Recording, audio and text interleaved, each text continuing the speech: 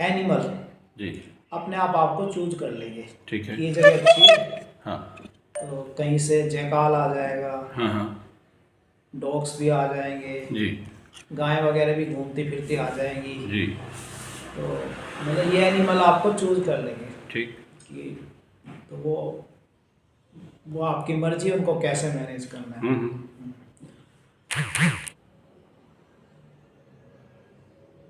तो बेसिकली जो अमेजन जो बना था, हाँ वैसे तो बोलते हैं सब नेचुरल है, हाँ लेकिन उसमें मैन का भी इंटरवेंशन था। हाँ। बाय डिफॉल्ट था, वहाँ पे आदिवासी रहते हैं, अभी भी रहते हैं। जी। तो जो खाना बनाते हैं, हाँ लकड़ी जलाया, हाँ। तो खाना उनका बन गया। जी। तो रात में फायर इधर उधर न फैले, तो क्या हाँ। करते थे, उसको ढाँप देते थे ठीक है। किसी मिट्टी से या जैसे। हाँ। तो लेकिन ढाँपने से क्या होता है, जो बर्निंग अंदर अंदर चलता रहता है, ठीक है। वो कोक बन जाता है। हाँ।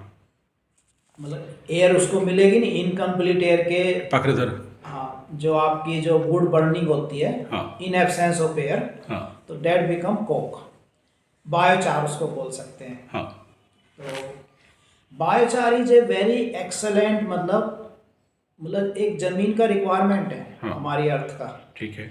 उसमें क्या होता है कि वो मॉइस्चर भी एब्जॉर्ब करेगा, हाँ। और जो इम्पोर्टेंट न्यूट्रिएंट्स होते हैं जी। वो स्पॉन्ज का काम करता है, हाँ। Nutrients plus moisture. ठीक। तो जब आपका कोई सीड्स वहाँ आ गया, ऊपर सोयल रहेगी, जी। तो सीड धीरे धीरे ग्रो करता रहेगा। हाँ। और जो उसको प्लांट्स को जो न्यूट्रिएंट्स है ना, बहुत कम मात्रा में चाहिए। ठीक है। तो बायोचार क्या है, धीरे धीरे उसको वो न्यूट्रिएंट्स प्रोवाइड कराता रहता है, ठीक है। प्लांट ग्रो करेंगे। तो ये प्रोसेस चलता रहा सालों साल अमेजन में, और एक खूबसूरत एक जंगल बना। और अमेजन की स्थिति है, वहाँ पे आपको 10 या 11 या 12 लेयर्स हैं, सब कुछ रिसाइकल है, एवरीथिंग इज रिसाइकल। तो जो इन लेयर की बात करेंगे, जो फंडामेंटल लेयर्स हैं, एक तो आपके रूट्स, जो अंडरग्राउंड प्लांट्स हैं, जैसे आपके ट्यूबर्स हो गए। फिर आता है आपका ग्राउंड कवर, जो मतलब ग्रास हो गए या पालक, जैसे आपका पालक होता है, ग्राउंड कवर, पुदीना, सब ग्राउंड कवर है, मतलब ग्राउंड को ढक के रखते हैं। और ये होती है आपकी हर्ब्स। हर्ब्स क्या होता है, आपका ज़मीन से करीब 3-4 या ज़्यादा 5 फीट रहते हैं। हाँ। उससे ज़्यादा उनकी हाइट नहीं, जैसे तुलसी है, तुलसी का भी इतना हाइट रहता है। फोर्थ लेयर आता है आपका मीडियम प्लांट, ठीक। बनाना हो गया, पपाया हो गया, जो हर्ब से हाइट पे होते हैं। लेकिन मीडियम नहीं बोलेंगे, स्मॉल ट्री बोलेंगे। मीडियम में आ जाएगा आपका, जैसे आपका आम हो गया, अमरूद हो गया, जो थोड़ा सा मीडियम हाइट। टाल ट्रीज आएंगे जो सबसे ऊपर जाते हैं, कोकोनट, सुपारी, और आपका मतलब जो भी 30-40 फीट से ऊपर पहुंच जाते हैं, टाल ट्री हो गया। तो टाल ट्री, मीडियम ट्री और स्मॉल ट्री, इनका कैसे कोऑर्डिनेशन बनता है कि तीनों फोटोसिंथेसिस करेंगे। टाल ट्री ऊपर से लेता रहेगा सनरेज, मीडियम ट्री बीच में से, कि सनरेज तो मिलता ही है सबको, तो सनरेज को प्रॉपर यूटिलाइज ये तीनों ट्री करेंगे, ग्राउंड में भी जाएगा। तो एक तो आपका सनरेज का कंप्लीट एब्जॉर्प्शन हो रहा है, पूरा आपका जो माइक्रो क्लाइमेट है कूल हो रहा है। हाँ। कि हमारी बॉडी जो हीटअप किस लिए हो रही है, अर्थ जो हीटअप हो रही है, कि ज़्यादातर सोयल आप देखोगे बैरन हो गई है। तो मिट्टी में सनरेज पड़ती है तो हीटअप हो रही है, क्योंकि एब्जॉर्ब करने के लिए अब वेजिटेशन है नहीं। तो ग्लोबल वार्मिंग भी, मतलब ग्लोबल वार्मिंग को भी ये कंट्रीब्यूट करती है। अगर ग्राउंड आपकी बेयर है, ग्रास भी नहीं है, कुछ नहीं है, ट्रीज नहीं है, तो वार्मिंग ही होगी। कि सन के पास तो हीट है, तो हीट होगा। तो ये आपके कितनी, मैंने काउंट नहीं कितने हुए। फिर एक होते हैं आपके क्रीपर्स, लाइक जितने भी आपके ये है सब वेजिटेबल है, पंपकिन हो गया, और ये बोटल गार्ड हो गया, करेला हो गया, ये सब क्रीपर है। क्रीपर में एक और वैरायटी थी, क्लाइंबर। क्रीपर को तो आपको सपोर्ट करना पड़ता है। एक क्लाइंबर होते हैं, वो अपने आप चढ़ते रहते हैं। वो काफ़ी हाइट तक पहुंच जाते हैं। क्रीपर और क्लाइंबर दोनों हमें चाहिए, और दोनों में एक डिफरेंस है कि क्रीपर को वो सस्टेन करने के लिए एक लाइव प्लांट की जरूरत है। जैसे ब्लैक पेपर है, ब्लैक पेपर को इज क्रीपर, जैसे ब्लैक पेपर को आप इस लक्कड़ पे चढ़ाएंगे तो सर्वाइव नहीं करेगा। सुपारी पे चढ़ा देंगे तो सुपारी से अपना रूट वो पकड़ के ना, सुपारी से भी कुछ लेता है वो, तो सुपारी पे चल जाएगा। और मेरे ख्याल से टीक पे भी शायद चल जाता है। क्लाइंबर क्या होते हैं? क्लाइंबर आप सूखा लक्कड़ होगा, उन्हें तो ऊपर जाना है, वो अपने आप सूखा लक्कड़ के दीवार पे भी चढ़ जाएंगे, उनको ऊपर जाना है, तो क्लाइंबर हो गए। तो ये सब आपकी लेयर हुई। फिर एक लेयर बनती है एक्वेटिक, कहीं पॉन्ड रहेगा, पॉन्ड में क्या होंगे? फ्रॉग्स होंगे, और आपके फ्रॉग्स तो होते ही हैं, कुछ एल्गे आ जाएगी। तो पॉन्ड में भी 3 लेयर बनती है। अच्छा। एक फ्लोटिंग, हाँ, फ्लोटिंग क्या होंगी? वो ऊपर ऊपर रहेंगे और उनका रूट थोड़ा सा 1-8 फीट रहेगा। एक होते हैं सबमर्ज, मतलब ऊपर से दिखाई देंगे, वो पानी के अंदर ही ग्रो करते हैं, सबमर्ज प्लांट। तीसरे होते हैं रूटेड प्लांट, मतलब मेन 3 लेयर रहेगी। रूटेड क्या होगी? जमीन तो जैसे पानी में, मिट्टी में रहेगी, और प्लांट जो है पानी से बाहर आ जाएगा, मतलब बाकी हिस्सा पानी में रहेगा, लेकिन जो उसका अपर हिस्सा है, लीव्स वगैरह, जैसे आपका ये कमल है शायद, कमल की जड़ मिट्टी में चली जाएगी और कमल पानी से ऊपर आ जाएगा। तो 3 लेयर वहाँ बन गई। ठीक है। तो ऐसे करके फिर जो नेक्स्ट लेयर आती है बर्ड्स। जब आपका ये सिस्टम बनने लगता है, बर्ड्स अपने आप आएंगे। और बर्ड्स के अलावा जो एनिमल हैं जो ग्राउंड पे चलते हैं, बर्ड्स तो उड़ने वाले हैं, तो 2 तरह से एनिमल को डिवाइड कर सकते हैं, ग्राउंड पे चलने वाले और बर्ड्स उड़ने वाले, और तीसरे एनिमल होंगे जो पानी में सस्टेन, जैसे फ्रॉग हो गया। तो ये तीनों आपको, ये सब आपका हो जाएगा। तो that land become sustainable for human being. ये फ्रूट प्लांट उसमें रहेंगे ही रहेंगे, और आपको वेजिटेबल मिलेगी, फ्रूट्स मिलेंगे, बहुत तरह के मशरूम मिलेंगे। कि जो अमेजन में देखा गया है कि अप टू 40 टन 1 एकड़ में मशरूम अपने आप हो जाता है। कि जो आपका जो भी आपका, जैसे कोई डेड प्लांट है, वुड है, डीके कर रही है, तो मशरूम उस पर आएगा। और मशरूम एडिबल और नॉन एडिबल दोनों होते हैं। तो बाय एक्सपीरियंस आपको पता चलता है कौन से एडिबल है, कौन से नॉन एडिबल है। एडिबल आपके फूड चेन का हिस्सा होंगे, और जो नॉन एडिबल है वो आपके इकोसिस्टम का हिस्सा हो जाएंगे। कि वो भी सूखेंगे, फिर मिट्टी मिलेंगे, फिर आप न्यूट्रिएंट्स बढ़ाएंगे। तो ये साइकिल चलता रहता है। और मतलब it is abundance of nutrient, मतलब आपको कहीं से, मतलब उस स्टेज पे आपको you don't need any fertiliser, कि नेचर ने अपने आप को बैलेंस कर दिया। कि फर्टिलाइजर हमें किस लिए चाहिए? कि गोबर चाहिए, आजकल करते हैं ना गोबर, गौमूत्र, इसलिए चाहिए कि हमने तो ज़मीन को, सारा इकोसिस्टम तो कोलैप्स कर दिया ना। तो प्लांट को ग्रो करने के लिए वो खाना मांग रहा है हमसे। अगर आपका ये इकोसिस्टम है तो न्यूट्रिएंट्स अबंडेंस में, आप कहीं से गलती से कोई बर्ड सीड ले आया, वो ग्रो करने लग जाएगा। अब पानी आपको पता भी नहीं चलेगा कि कहाँ से कुछ प्लांट निकल के आ गया। बर्ड सीड ले आए, या एनिमल के माध्यम से कुछ आ गया, एनिमल ने कुछ खाया, सीड उसकी एक्सक्रीटा में निकला, वो भी ग्रो करेगा। क्योंकि आपका वो ह्यूमस सोयल और न्यूट्रिएंट जो चाहिए, और जो मॉइस्ट सोइल जो है वो बना रहता है पूरे साल। तो ये सब है, मतलब ये ब्रीफ में है।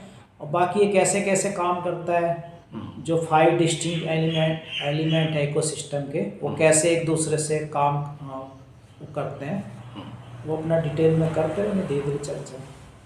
बोलिए। हाँ, तो 5 डिस्टिंक्ट, यानी एक तो ये flora and fauna. Flora fauna, हाँ, फ्लोरा में प्लांट किंगडम आ गया, फौना में एनिमल किंगडम आ गया। फिर एक इकोसिस्टम है एल्गे, आपका बैक्टीरिया और फंगी, 5 ये मेन है जिनका होना जरूरी है किसी भी मतलब इकोसिस्टम को। इसमें से कोई भी एक गायब कर दोगे ना, जैसे आपने फंगी गायब कर दिया, जो मशरूम में फंगी है, तो तब भी आपका सिस्टम गड़बड़ाएगा, क्योंकि हम जो है एक दूसरे के पूरकता में। आपने एल्गे गायब कर दिया, तब भी को सिस्टम गड़बड़ाएगा। आपने फ्लोरा और फौना एक को डिस्टर्ब कर दिया, मतलब प्लांट के बिना तो कुछ होगा ही नहीं। एनिमल को भी आपने डिस्टर्ब किया, तब भी गड़बड़ाएगा। और जो बैक्टीरिया हैं वो तो सोयल में रहते ही हैं। तो हम जो यूरिया डाल रहे हैं, यूरिया से बैक्टीरिया किंगडम डिस्टर्ब होता है, कि बैक्टीरिया को एक नेचुरल चाहिए ना। यूरिया डालने से या तो मर रहे हैं वो, या किसी बैड बैक्टीरिया ज़्यादा हो रहे हैं, जो गुड बैक्टीरिया कम हो रहे हैं, मतलब उनका बैलेंस बिगड़ रहा है, ऐसे हो रहा है। यूरिया जितने आपके केमिकल है ना, तो बैक्टीरिया का जो बैलेंस है वो डिस्टर्ब होता है। फंगी का भी बैलेंस डिस्टर्ब हो रहा है, मतलब यूरिया डालने से बैक्टीरिया, फंगी और एल्गे तीनों डिस्टर्ब हो रहे हैं, जो नेचर अपने आप बनाती है। लेकिन नेचर की अपनी लिमिट है। अब बार बार डिस्टर्ब करते रहेंगे तो अपना खत्म हो जाएंगे। तो ये सब है।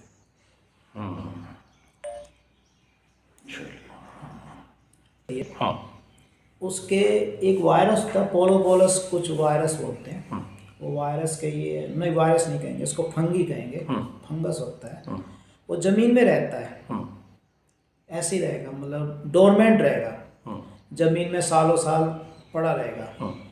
जब भेड़ घास खाती है तो वो जो फंगी है उसके पेट में चला जाएगा, ये जमीन के माध्यम से।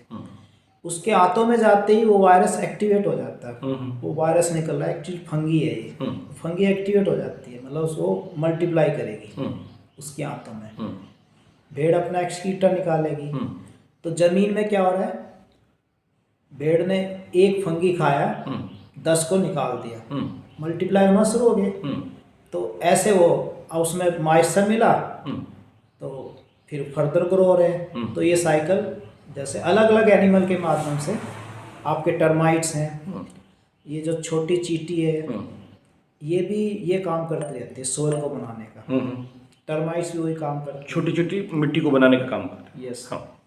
और टर्माइट्स भी वही काम कर रहे हैं।